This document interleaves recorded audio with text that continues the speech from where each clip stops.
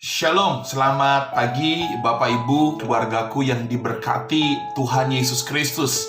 Firman Tuhan pagi ini saya ambil dalam Ayub pasal 27 ayatnya yang ke-8. Demikian firman Allah.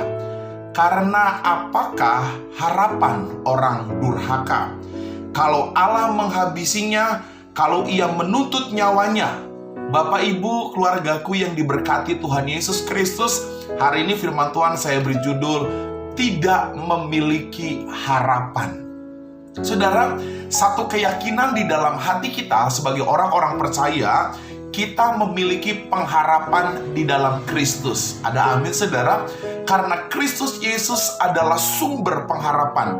Dia sanggup menjawab setiap harapan kita.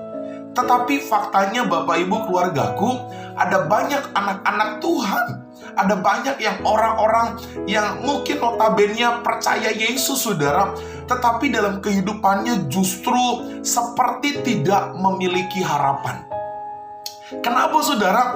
Karena orang-orang seperti ini tidak punya gairah hidup, tidak punya semangat dalam hidup, penuh dengan kesedihan. Saya mau katakan saudara, kalau kita biarkan hal ini terjadi, maka pada akhirnya kita akan mengalami kebinasaan. Hati-hati Bapak Ibu, kita harus kembali kepada kasih karunia Allah, bahwa di dalam Kristus kita pasti memiliki pengharapan. Nah Bapak Ibu, kenapa ada banyak anak-anak Tuhan?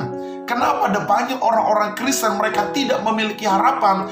Ayat yang tadi kita baca, karena mereka hidup di dalam kedurhakaan. Saya sudah sampaikan firman Tuhan beberapa hari yang lalu tentang orang-orang durhaka. Bapak Ibu, kedurhakaan adalah salah satu sikap yang membuat kita tidak memiliki pengharapan. Jelas di ayat yang ke-8 dikatakan, karena apakah harapan orang durhaka? Jelas Bapak Ibu, orang-orang durhaka tidak memiliki pengharapan. Kita harus kembali kepada kasih karunia Allah, bahwa Yesus Kristus memberikan hidupnya bagi kita. Yesus Kristus memberikan pengharapan melalui karya kematiannya di atas kayu salib. Karena itu saudara, kita harus bersyukur, kita harus semakin percaya kepada Kristus, dan kita pegang janji-janji firman Allah, karena harapan di dalam Kristus pasti terjadi. Nah Bapak Ibu, pertanyaannya adalah, kenapa orang-orang durhaka tidak memiliki pengharapan saudara? Yang pertama, saya menilai orang-orang durhaka tidak memiliki pengharapan karena mereka adalah anak-anak iblis yang lebih mendengar suara iblis. Dia tidak peka suara Tuhan. Dia tidak mengerti firman Allah dan tidak mau melakukan firman Allah. Saudara, orang-orang durhaka adalah anak-anak iblis. Jangan biarkan hatimu dikuasai si iblis. Jangan biarkan telingamu mendengar suara-suara si iblis, tapi dengarkan firman Allah. Baca firman Allah supaya kita punya pengharapan di dalam Kristus, karena kita adalah anak-anak Kristus. Yang kedua, kenapa orang-orang durhaka tidak memiliki pengharapan?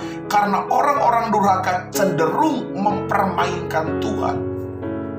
Firman Allah berkata, engkau akan diberkati. Firman Allah berkata, Allah akan menyertaimu. Firman Allah berkata, kasih karunia Allah menyertai seluruh kehidupanmu. Lalu kita bermain-main dengan dosa, karena kita yakin Tuhan pasti mengampuni dan mengambil kita kembali.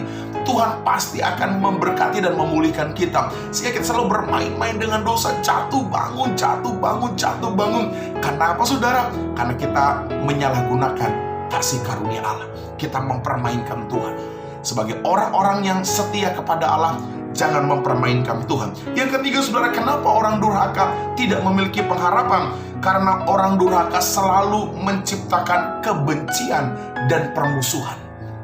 Bapak Ibu, engkau hamba Allah, engkau anak Tuhan, engkau pelayan gereja. Kalau dalam hatimu masih ada kebencian dan permusuhan, engkau membenci orang, engkau memusuhi orang karena satu dua hal yang berbeda dengan kita, saya mau katakan hati-hati, engkau termasuk bilangan orang-orang yang durhaka. Yang keempat saudara, kenapa orang durhaka tidak memiliki harapan? Karena orang durhaka tidak mau tunduk kepada firman Allah, tidak mau tunduk kepada rencana Allah. Bapak Ibu keluargaku, firman Allah ya dan amin. Tunduklah kepada firman Allah, lakukanlah firman Allah, karena rencana Allah yang indah pasti digenapi dalam kehidupan kita. Selamat pagi keluargaku, yakin kita punya pengharapan, dan yakin harapan kita pasti diberkati Tuhan. Shalom, Tuhan memberkati kita semua.